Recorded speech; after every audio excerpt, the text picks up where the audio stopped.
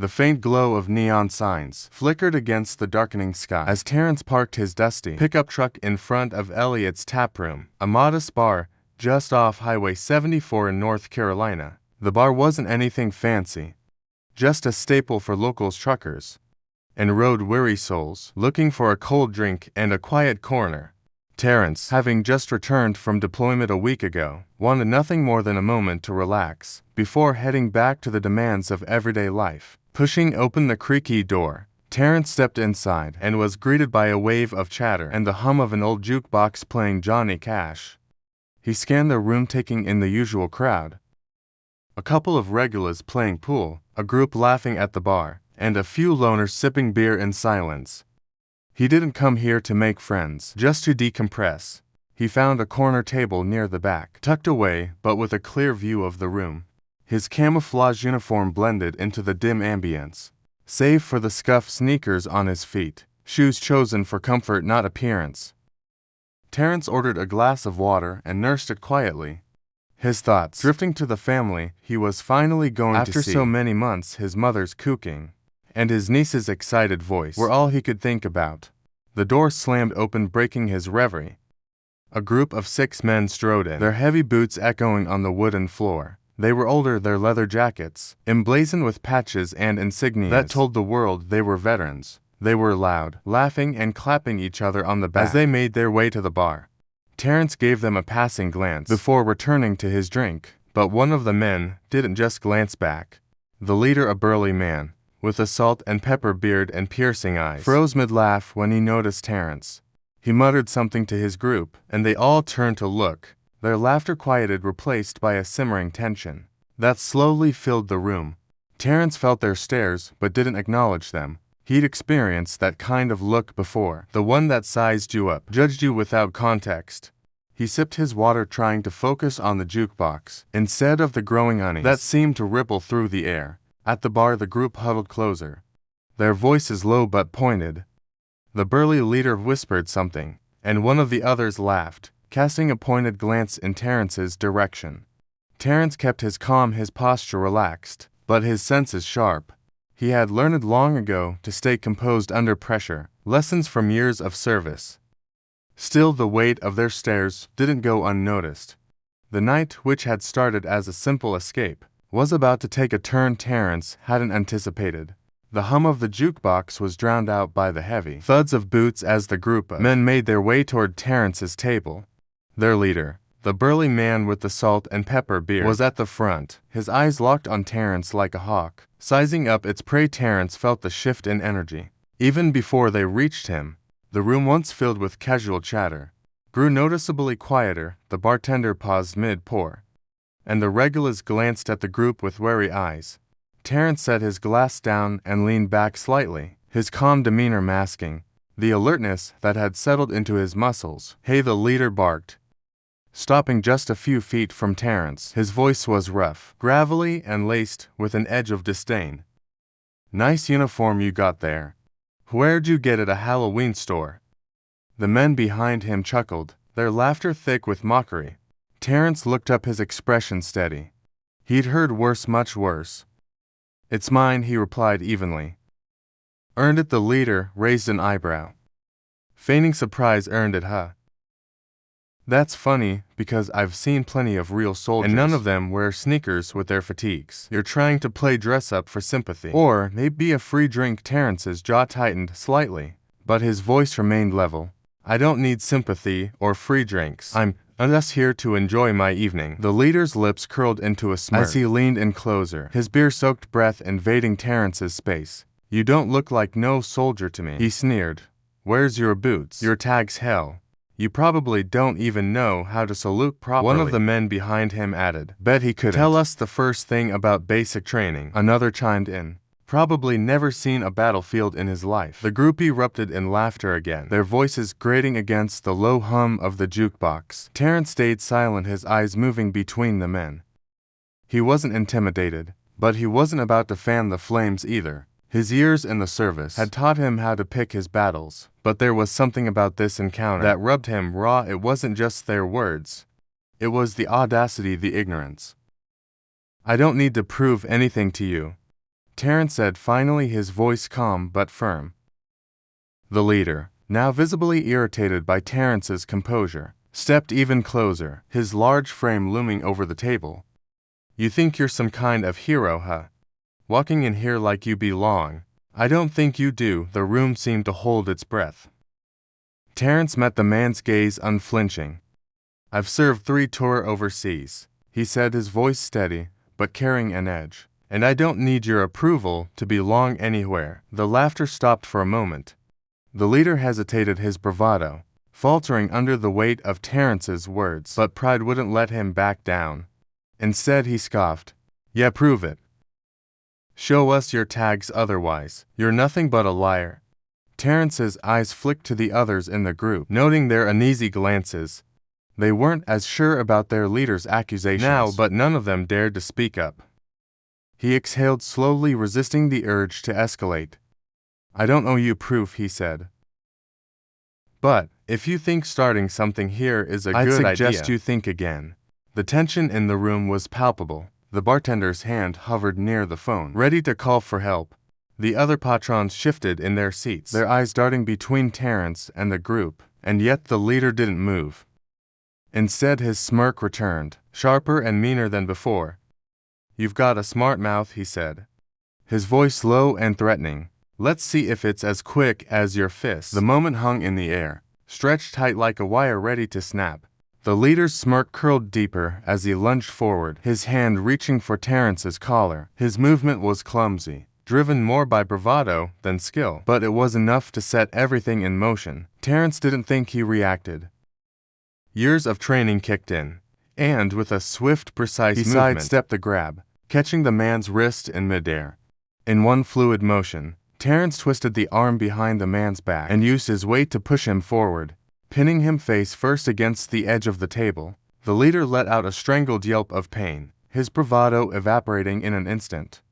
The bar erupted in gasps and murmurs, as the remaining bikers froze, their wide-eyed stares fixed on their immobilized leader. For a moment, no one moved. Terrence's voice cut through the stunned silence, low and controlled, but carrying an unmistakable authority. I told you to think twice before starting something. He leaned in slightly, his grip firm but not excessive. You don't know who you're messing with. The leader struggled against Terrence's hold, but it was no use. The soldier's calm efficiency left no room for error or escape. From across the room, one of the bikers took a hesitant step forward, his hands raised in a half-hearted attempt to intervene. Hey man, he stammered, let him go. He didn't mean nothing by it. Terrence glanced up, his eyes locking onto the man. He came at me, you saw it. His voice was steady, unshaken by the chaos around him. If you want him free, tell him to calm down first. The bartender, who had been silently watching with the phone in hand, finally spoke up. Maybe it's time for you all to leave before this gets worse. But the leader, Hank as one of his buddies called him, wasn't ready to back down completely. Even with his arm twisted and his face pressed to the table, he snarled through gritted teeth. Call the cops, this guy just assaulted me. He's wearing a fake uniform and I want him arrested. Terrence released him with a controlled shove, and Hank stumbled forward, clutching his arm as he turned to glare at the soldier. You'll pay for this, he growled, his tone dripping with malice. The rest of the bikers rallied behind him, emboldened by the perceived slight against their leader. One of them pulled out a phone, dialing 911 with shaking hands. Yeah, we've got a guy here impersonating a soldier, he said, his voice loud enough for everyone in the bar to hear. And he just assaulted my friend. Terrence stood still, his expression calm, but his mind racing. He knew how this looked, knew how quickly things could spiral out of control, but he also knew he hadn't done anything wrong. His years of service, his sacrifices, everything he stood for, it would all hold up against their baseless accusations. He just had to stay calm. The bar was alive with murmurs now, patrons whispering among themselves and casting sidelong glances at Terrence. Some of them looked uneasy, while others seemed quietly impressed by how effortlessly he'd handled the situation. But no one stepped forward to challenge what had happened. Outside, the sound of approaching sirens cut through the tense air. Red and blue lights flashed against the bar's windows, casting shifting shadows across the room. The police had arrived, the doors swung open, and two officers stepped into the bar. One was a broad-shouldered man, with a close-cropped haircut, his expression unreadable behind mirrored sunglasses. The other was a woman with sharp features and a calm, observant demeanor. Their presence immediately silenced the room, as all eyes turned toward them. "We got a call about an altercation," the male officer said, his voice steady but firm. "Can someone explain what's going on here?" Hank, clutching his wrist, and still red-faced from the encounter, was the first to speak. He pointed a shaky finger at Terrence. "That guy assaulted me, and he's impersonating a soldier. Look at him, he doesn't even have proper boots on." The officer's gaze shifted to Terrence, who stood quietly by his table, his posture relaxed but alert. "Is that true?" the officer asked. His tone neutral. Terrence shook his head slowly and met the officer's eyes. "No, sir. This man and his friends confronted me because they didn't believe I'm a real soldier. When he tried to grab me, I defended myself." The female officer stepped forward, her eyes scanning the room. "Did anyone witness what happened?" she asked, her voice carrying a calm authority. The bartender spoke up, breaking the tense silence. "I saw it. Hank went after him first. That soldier just reacted to protect himself. It wasn't an assault." A murmur of agreement rippled through the room. One patron near the jukebox added, "Yeah. He didn't start anything. Hank's been on edge since he walked in." The male officer turned back to Terrence. "Do you have any proof of your service, sir?" Terrence nodded, keeping his movements measured, as he gestured toward the duffel bag on the floor by his table. "In that bag, I've got my service uniform with my name and rank. I also have my ID and my wallet. You're welcome to take a look." The officer retrieved the bag and carefully opened it, pulling out the neatly folded uniform adorned with badges and insignias. He inspected it briefly before turning to his partner, who nodded in quiet confirmation. "You're clear," the male officer said, his voice firm but respectful. "We appreciate your cooperation." Hank, still nursing his bruised pride, growled. "You're just gonna take his word for it? He could have faked all that." The female officer shot Hank a sharp look. "Enough from what I've heard. You instigated this, and you're lucky he's not pressing charges against you for assault." The words hit Hank like a slap, and his bluster began to deflate. The other bikers shifted uncomfortably, avoiding eye contact with anyone in the room. "Here's how this is going to go," the male officer continued. "We're filing a report about this incident. If you want to pursue your claims, you're welcome to do so, but you should know that false accusations are a serious matter." Hank opened his mouth to respond, but closed it again, realizing he was cornered. The officer stepped back, scanning the room one last time. As the tension began to ease, the female officer turned to Terrence. "Thank you for keeping your cool. We'll make sure this is documented correctly." Terrence gave her a small nod, his composure unshaken. "Thank you, officer." The bikers began to shuffle out of the bar, their earlier bravado replaced by awkward silence. Hank, still fuming, glared at Terrence one last time before disappearing through the door. The officers followed shortly after, leaving the bar to slowly return to its usual hum of conversation. Terrence sat back down, his drink untouched. The weight of the encounter lingered, but he was relieved it hadn't escalated further. Round him the other patrons whispered and stole glances in his direction, their earlier weariness now replaced by quiet respect. A few days later, Terrence was working on his old pickup truck in the driveway of his small home on the outskirts of Fayetteville, North Carolina. The late afternoon sun cast long shadows across the yard as he tightened a bolt under the hood. The memory of the bar incident lingered. Not because of the confrontation itself. He had faced worse in combat, but because of what it represented. It wasn't the first time someone had judged him unfairly, and he doubted it would be the last. The sound of tires crunching gravel pulled him from his thoughts. He straightened up, wiping his hands on a rag, and turned to see a motorcycle rolling into the driveway. The rider was one of the men from the bar, a wiry guy with thinning hair and a leather jacket that looked his sizes too big. Terrence recognized him as Bill, one of Hank's crew. Bill cut the engine and dismounted, removing his helmet and hesitating for a moment before stepping closer. His posture was cautious, almost apologetic. as if he were approaching a stray dog. He didn't want to startle Terrence. "Right?" Bill asked. His voice quiet. Terrence nodded, but didn't speak, waiting to see where this was going. Bill cleared his throat and stuffed his hands into his jacket pockets. "I wanted to come by and say I'm sorry for what happened at the bar." Terrence raised an eyebrow, surprised but not entirely convinced. "You were part of it," he said evenly. Bill nodded, his face flushing with guilt. "I know I didn't stop it, and I should have. Hankey's got a way of riling people up, and I went along with it, but that doesn't make it right. I've been thinking about it ever since, and I just wanted to tell you that." Terrence studied Bill for a moment. The man's discomfort was evident, but so was his sincerity. "Why now?" Terrence asked, his tone steady. Bill shrugged, looking down at his boots. "Because it's the right thing to do, and because, well, seeing you handle yourself the way you did, it made me realize how wrong we were. You didn't deserve any of that."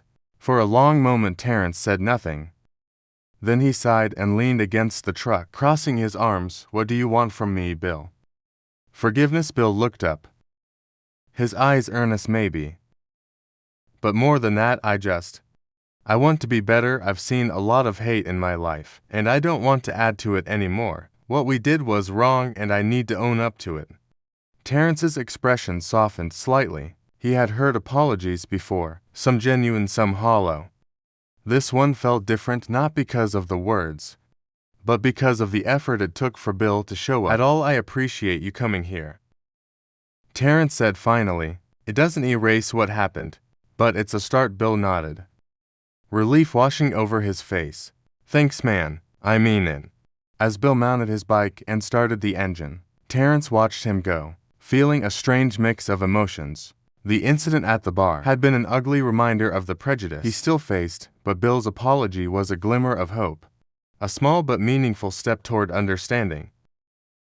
Terrence turned back to his truck, wiping his hands again as he reflected on what had unfolded over the past few days.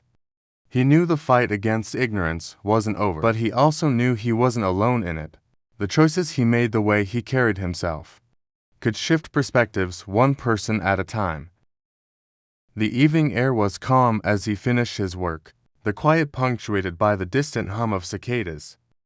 Terrence felt a sense of resolve, not just to keep moving forward, but to face the world with the same strength and integrity that had carried him through. Sometimes the battles weren't fought overseas. Sometimes they were fought right here, in bars and homes, in hearts, and as far as Terrence was concerned, those battles mattered just as much.